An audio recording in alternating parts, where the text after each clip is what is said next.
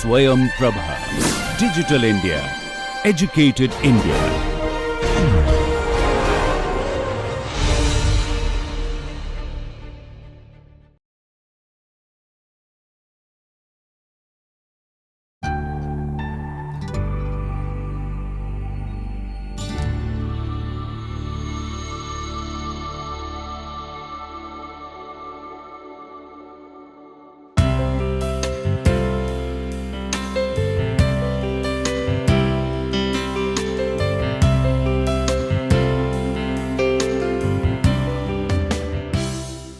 Dear students, in the preceding lecture, I discussed why environmental regulations are required, and I also introduced political economy model of regulation. In this lecture, you will study in detail what is a political economy model of regulation.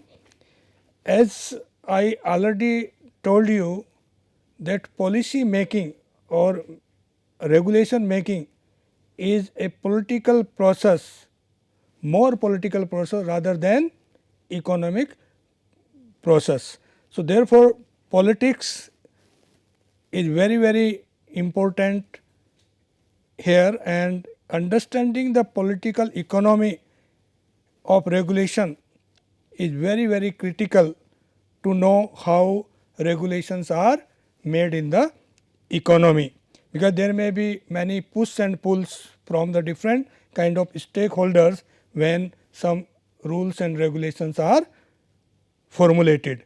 So, basic problem of environmental regulation involves the government trying to induce a polluter to take socially desirable actions. Socially desirable actions are those actions which actually help to improve the welfare of the society, and when these socially desirable actions are taken by the corporate sector or by the polluters, certainly these actions may not necessarily be in the interest of the polluters. Why? Because if these actions are taken by the polluters, then additional cost will be imposed on them, and that may affect their economic interest.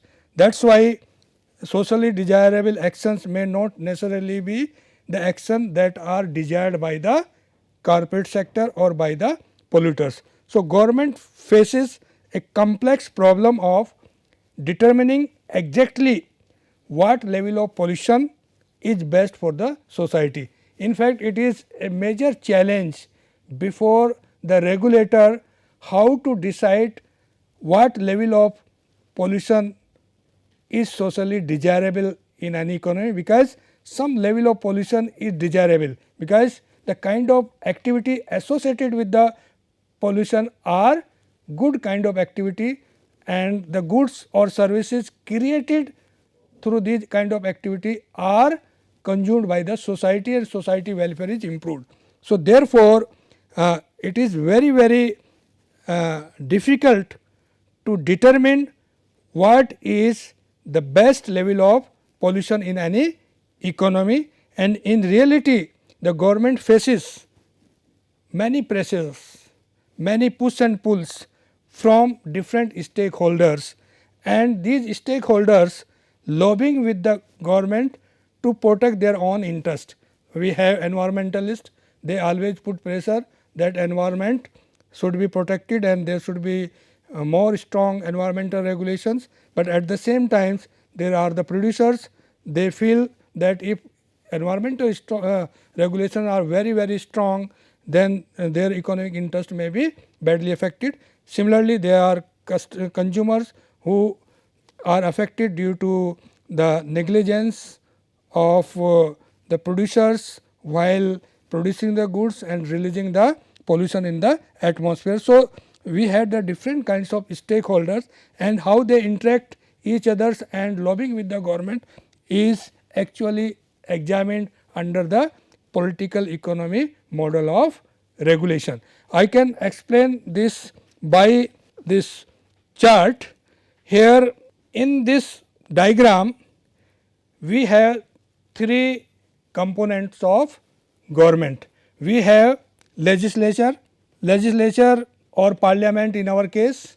So, parliament formulate various rules and regulations. So, laws, regulations, they are formulated by parliament, and once the act is enacted or regulation is made by the parliament, then these acts are implemented or regulations are implemented by the bureaucracy, and bureaucracy means here regulators. So, bureaucrats or bureaucracy, the second component of the government, that component of government actually implement or execute the rules and regulation prepared or passed by the parliament or legislation, and then finally those who violate, those who do not follow the rules and regulation, they are punished by the judiciary. So, these are the three component of the governments. Now, entire economy can be divided into two sectors. One sector is consumer sector or citizen sector, this other is the corporate sector or the producer sectors, which can be represented by the companies. Companies may be represented by board of directors, managers, employees, stock bond holders, all constitutes the production sector or producers, and consumers and citizens, they are the main stakeholders, and second stakeholders are the companies. So, companies are actually the, you can consider polluters. So, we have one group which is known as polluters, we have another group which citizen of the country, which are the victim of the pollutions. Now, these two groups, they lobbying with the government to formulate the rules and regulation. You can see citizen are also the voter. So, they can influence the policy making through their voting behavior, and they vote the members of the parliament and help to formulate the governments. So, they also have the stake or influence on the government through votes. Similarly, so this A is one form of the lobbying. So, A direction you can see from consumer to votes to legislation. So, this is A line indicates one form of lobbying, that is the lobbying of citizens with the government. But you can also see B part, that is lobbying from the corporate sectors or lobbying from the companies to the legislature to formulate the policy or program in such a manner that the interest of the corporate sector is achieved. So, these are the two kinds of stakeholder here, and these companies actually produce good products as well as bad products. You can see from here that the employees, managers, board of directors, or they represent the company. So, company is producing good product. So, this good product is produced, and when the companies are producing good product, they also produce bad products or release certain kinds of waste into the atmosphere. So, companies when producing the good product, they also generate liquid, solid, gaseous waste into the atmosphere, and these waste are consumed by the citizens, or these waste are actually affect the welfare of consumers or citizens, and therefore, these citizens or consumers of any country also put pressure or lobbying with the government to formulate such kind of policy which protect the interest of these common masses. And you can see from this graph that these citizens are also the employees. The citizens also provides savings to these corporate sectors which are invested for the further production. So, you can see a two-way flow of things, like you can see from here that bond stockholders. So, private ownership in the form of bond stockholders. So, citizens also purchase bond stocks of the company. So, they are also the stakeholder in the company, and they get money in return or dividend or interest, and that is spent by the consumer to buy the goods. So, similarly, they also supply the labor and get wages and salary from these companies, and that wages and salary are spent on producing the consuming the goods, and when the citizens consume the goods, they also release certain waste. So, waste are released by both producers as well as consumers, and that is why this they lobbying with the government to formulate the rules and regulation that favor each of the stakeholders. Now, look at the member of the parliament or legislature. So, legislature or member of parliament, they also debate in the parliament and take a particular issue. Sometimes citizens also put pressure on the member of parliament that this is the environmental issues and our locality is badly affected due to this environmental problem, due to this externality. So, raise our issues in the parliament, and members of parliament also create debate and discussion on many environmental issues in the parliament, and also influence the parliament to formulate the policies. Sometimes once the acts are enacted or rules and regulation are enacted by the governments, then government also set up a institutional framework to execute these rules and regulation. And in India, for example, we have Central Pollution Control Board, but apex body is say Ministry of Environment and Forestry.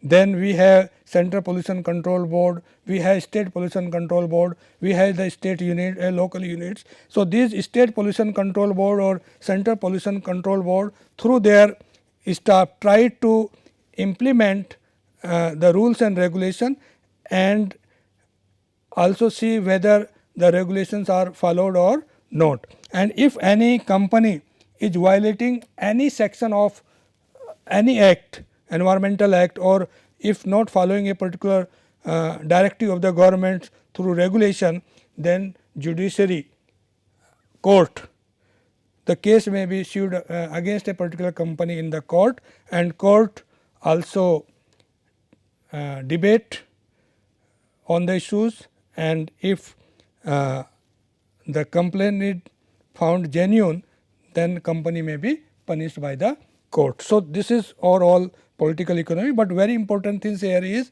that the lobbying is very important, that greens and browns. Greens means those who always protect or advocate the protection of environment, they also lobbying with the governments. Browns means the group of the people who are polluting the environment, they also lobbying with the governments to make policy in such a manner that their interest is protected. So, let me now in briefly explain this political economy model of regulation. As I already told you, the government consists of three branches: legislation, regulation and judiciary. Legislature passes laws defining what the regulator are to do in controlling the pollution.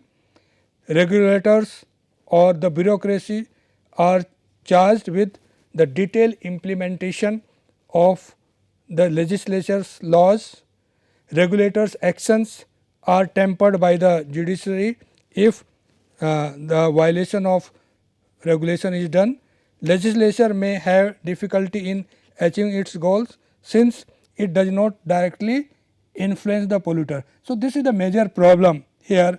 The problem is that the legislature cannot directly control, and or influence the polluters. It is done through indirectly through the regulators, and sometimes regulators may be interested in job security or size of bureaucracy they control, as well as in reducing the pollution control. So, how effectively the bureaucracy work to regulate the functioning of the company is a big issue in this regard. And in this regard, and from this figure you can draw two important lessons. First is, there is a imperfect link between the legislation and pollution generating process, imperfect link. Since the legislator cannot physically control pollution directly, it must be relying on indirect means to obtain the ends, and often these indirect means may be less than perfect. So, this is the major issue, that there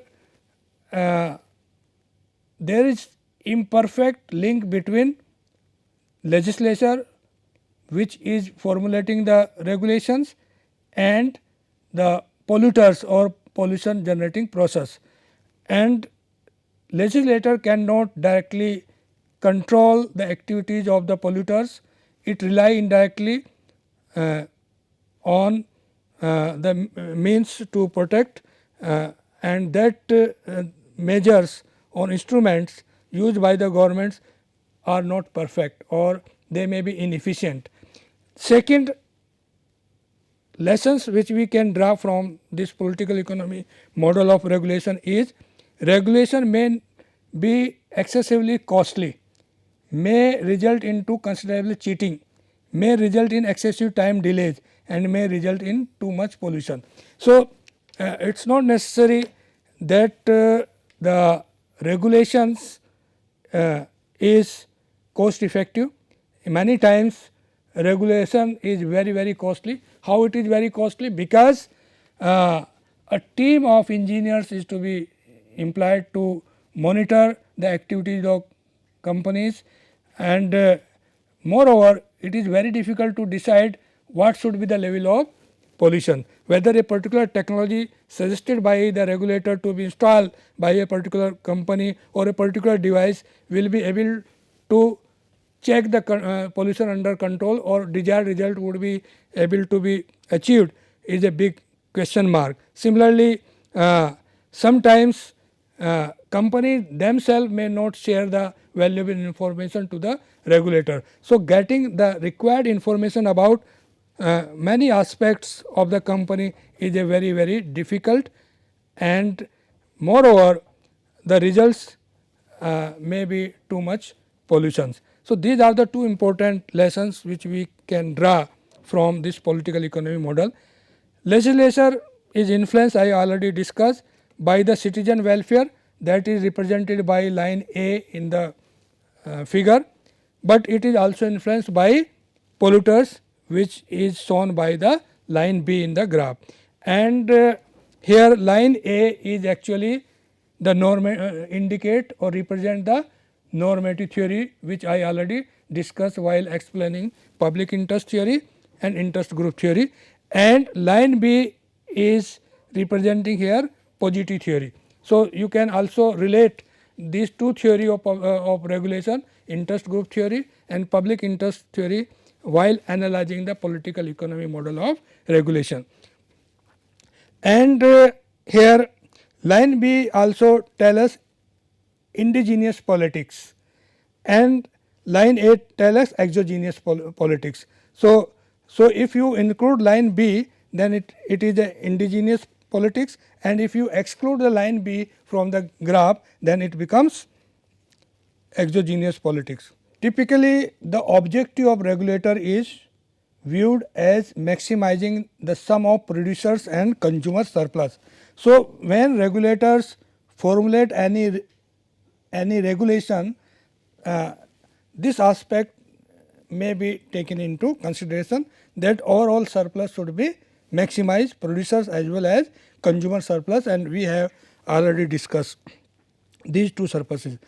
The positive interest group theory is consistent with indigenous political model of regulation, while exogenous politics we are conscious about ability of interest group to influence the regulator, legislator and perhaps the judiciary. So, there may be possibility of influencing all the three component of the government by the interest groups to formulate or to protect their interest. Environmental regulation is influenced by interest group such as brown and green. So, there is not only the brown group which influence the policy makers, but there are also the green groups. Brown groups are those groups which are polluting the environment, and green groups are those who fight for environmental protection, like environmentalists, environmental activists. They also put pressure on the government to improve the environmental conditions through strong implementation or effective implementation of various kinds of regulations. Need to understand how brown and green interact with the interaction and regulatory agencies. So, it is very important to understand how the browns and greens interact each other and also influence the legislature or regulatory agencies to protect their own interests. Okay. So, let me now briefly tell you what are the different kinds of instruments through which regulation is done by the government.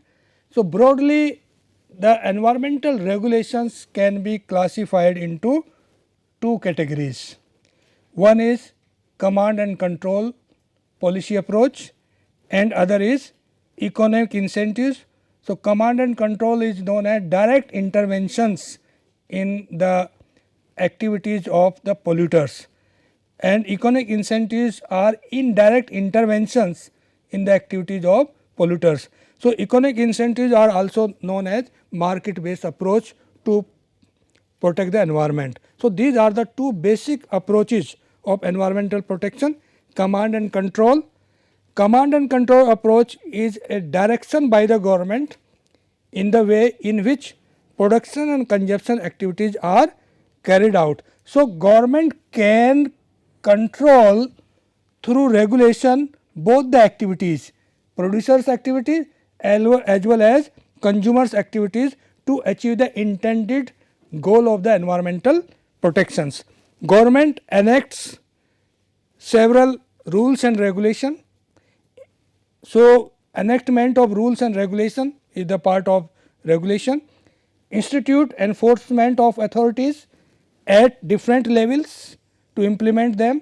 So, an institutional framework can be set up to implement these regulations and place a system of fine and penalties for dealing with the case of violation of rules and regulation. I can cite the recent initiative taken by the Government of India, Motor Vehicle Act.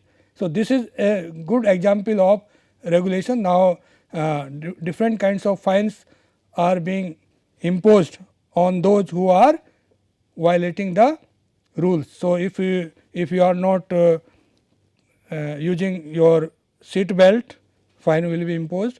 If you are driving your car and also talking on mobile, fine may be imposed. So, this is a kind of regulation, and now how this act, motor act is being implemented, how effectively it will implement, that will tell us whether the intended objective of this act will be achieved. So, major aim of this act is to reduce the accidental death on the road, but whether it will be effective, there may be other way to achieve the same goals, but it is a good example of command and control. Similarly, we have many rules and regulations under Environmental Protection Act, that is also a kind of command and control.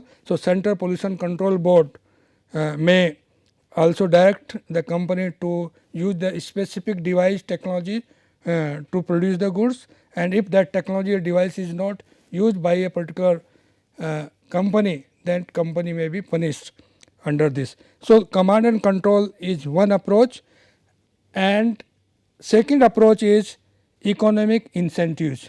So, instead of controlling each and every aspect of the producers, it is better to give the incentive to the producer not to pollute the environment, or sometimes disincentives may also be given. So, that the environment protection can be done. So, economic incentives or disincentives can be classified into various categories. Subsidy is one of them.